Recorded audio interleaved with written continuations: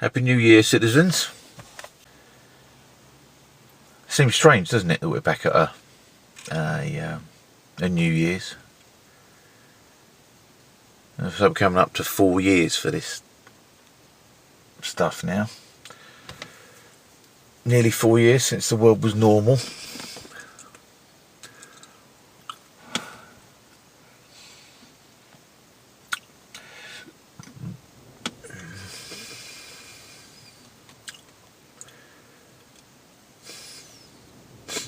What are we to do with that?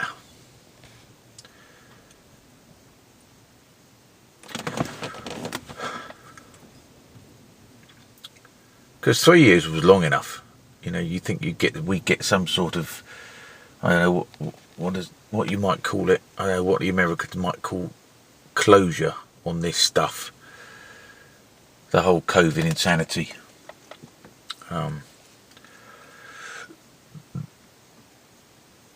It seems as if that's not going to happen.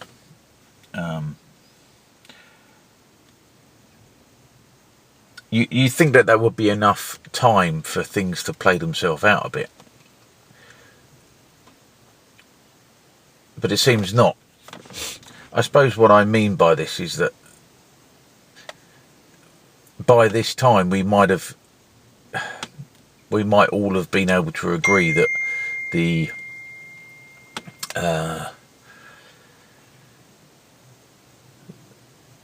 measures taken, you know, the lockdowns and the vaccination rollout and all that crap,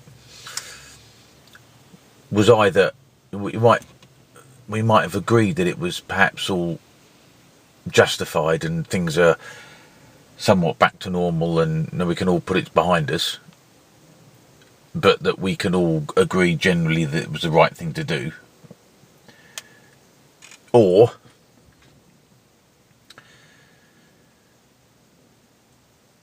that we can recommit to our objection to all this and our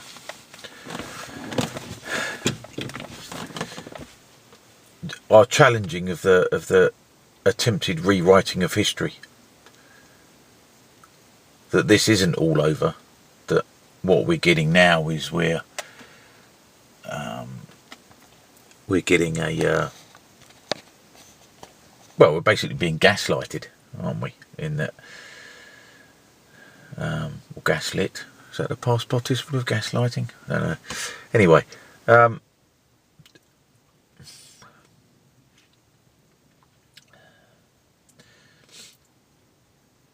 you see, because I've been noticing that when so I've started tentatively talking to people that I've sort of slightly avoided talking to about this stuff because because they're friends and I haven't wanted to fall out with them.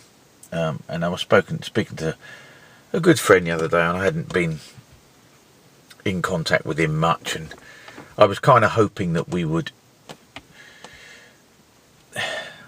that some of this stuff would have blown over and we could talk about it sensibly, and of course we did, and it was, we did talk about it sensibly, and we were civil and okay with each other.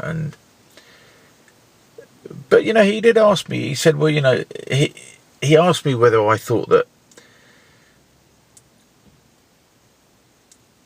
now with this, supposedly with the dust having settled, which it hasn't, I don't think, that we can sort of agree that my worst fears haven't come true. And I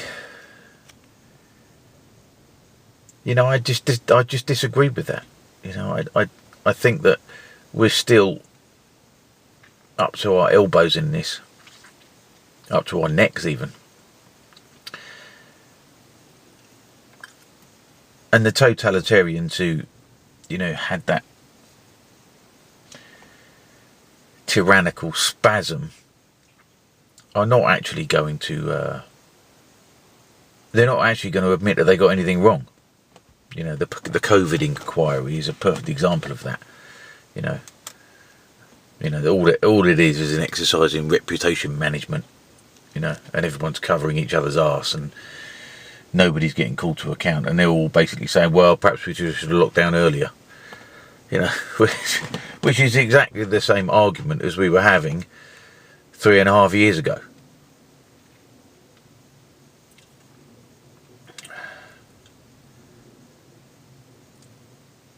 And I suppose that I just think that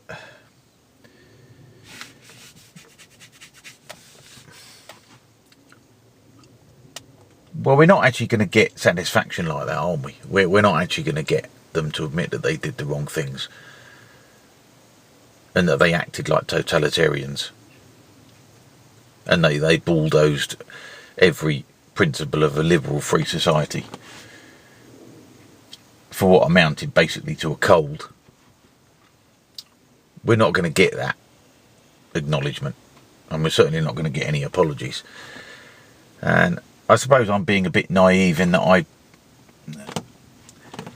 kind of hoped that the evidence would speak for itself and that we would get some of that.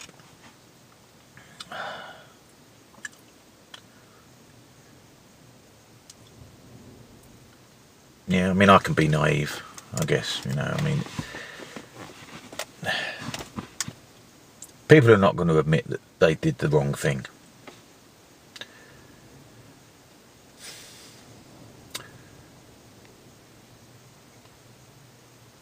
But on the eve of a new year, I suppose we shouldn't worry about that too much. And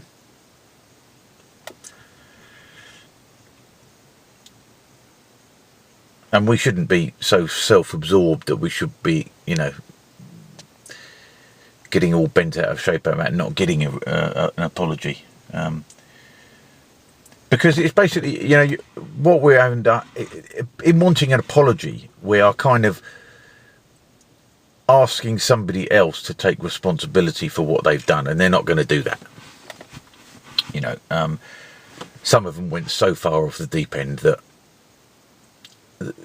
it's just too much for them to admit that. It's too much for them to admit that, and they're not going to do it.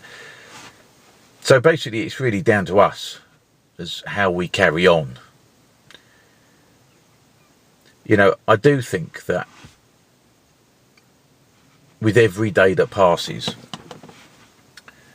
their mistakes are going to be more difficult for them to defend.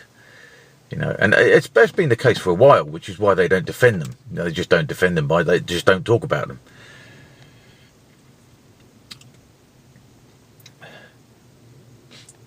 But we can't leave anything up to them. It has to be us.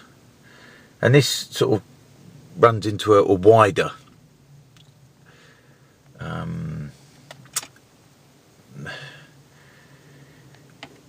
a wider state of affairs in about society in general. And this is why in my last post I was talking about you know, an army of people who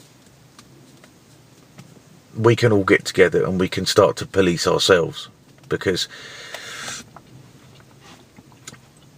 we know that the police are not on our side. We know that the police are not.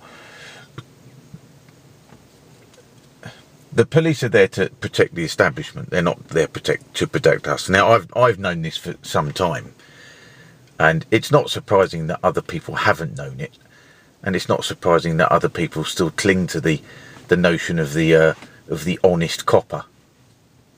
You know, there is no such thing anymore. There just really isn't. I mean, I'm sure there are isolated examples, but that makes no real difference. It's the exception that proves the rule, really.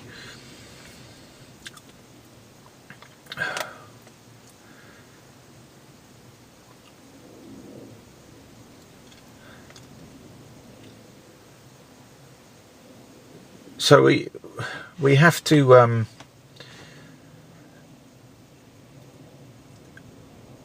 start thinking that if this country still does belong to us, then we have to take it. We have to take it back. Now, one way you don't take it back is you don't rely on others to do it for you, and you don't, in essence, you don't ask permission. You know, we have to act. And one group of people that have been acting are the Blade Runners, taking down the ULEZ cameras. Now,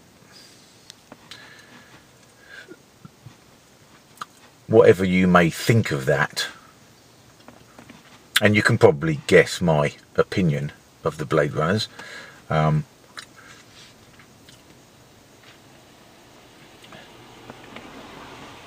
they are acting. They're not asking permission. They're not writing to their MP. They're not writing letters or turning up at the local council. They're not challenging it legally. They're just taking them down. And this is what we have to do in so many things in our society. I mean, it's like what was happening yesterday? All those Ethiopians and Eritreans, you know, just swarming around the streets of Camberwell, you know, with baseball bats and God knows what else they were holding. And this is a sort of, this is what happens when you have no discrimination at all in who comes into this country, and they just bring all their tribal shit here, and then we have to deal with it. Now, it seemed like that there wasn't that many of them, it didn't seem, and yet the police were struggling to contain them all. You know, this was just, you know, just looks like there was, you know, maybe a couple of hundred of them from the footage I've seen. You know, this is not the same as the pro-Palestinian or pro-Hamas marches, depending on your point of view. There weren't hundreds of thousands of them. But, you know, it does beg the question, what are the police going to do when there is hundreds of thousands of people doing what those Ethiopians and Eritreans were doing? And I think we know the answer. There's nothing they can do. And in a way, I'm kind of glad that that happened, because it hopefully will cement in people's minds the idea that the police can't protect us, even if they wanted to, which they absolutely don't want to. So as I keep saying, you know, we do not have a police force. We just don't have one.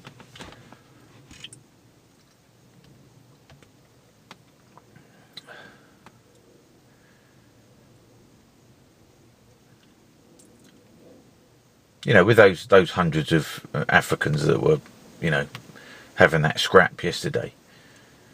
You know, were the police there with their cameras trying to identify the worst offenders so they can come back tomorrow and arrest them in their houses? You know, I very much doubt that. They were stretched. They struggled to contain even that amount of people. And even with their, you know, facial recognition crap and surveillance that they have, which is, you know, not very good anyway, and is even less good when it comes to black people, by the sounds of it. They're not going to be able to identify these people because they don't know where they are. They don't know who they are, and they've got no ID. And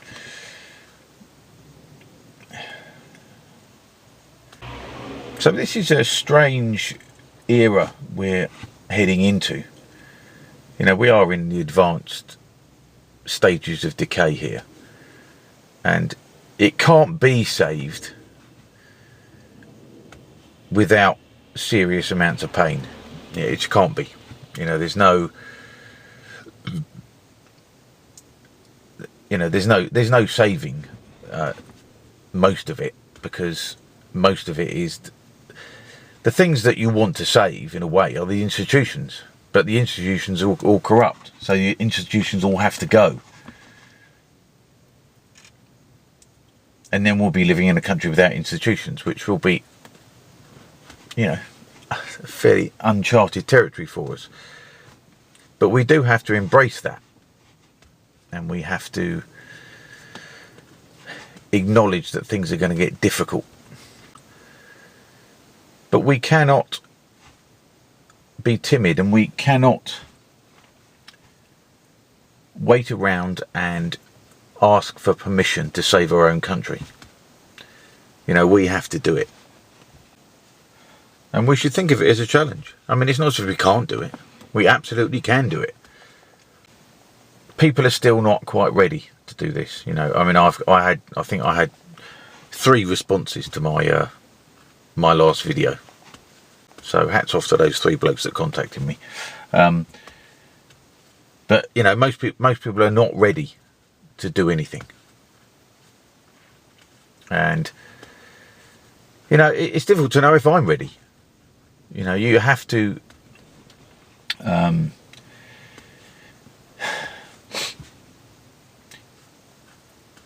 it's always more difficult to stand up, to be the first person to stand up. It's always much more difficult. But when one person stands up, it's very much easier, enormously easier for the next person to stand up. And then the next, and then the next. And then you get a groundswell. And then everybody stands up. And then the people who never ever would have stood up stand up because they know they don't want to be on the wrong side. So you also have to think about that, because if you're the last person to stand up, you know, how is that going to look in the future? When everybody stood up except you, and you were the last one to stand up. You know, I mean, while it's going on, everybody will be welcomed if they stand up. But when it's all over, then there'll be some accounting taken. So we don't want to leave it too long. But I just wanted to do this little video. It's not very coherent, I know. I just want to do something, and I needed to get out of the house to do it. I needed some fresh air. So anyway, Happy New Year to everybody, and my belief is we have to keep pushing, and it will increasingly, it'll be working increasingly well the more we do. So everybody take care, and most importantly, stay free.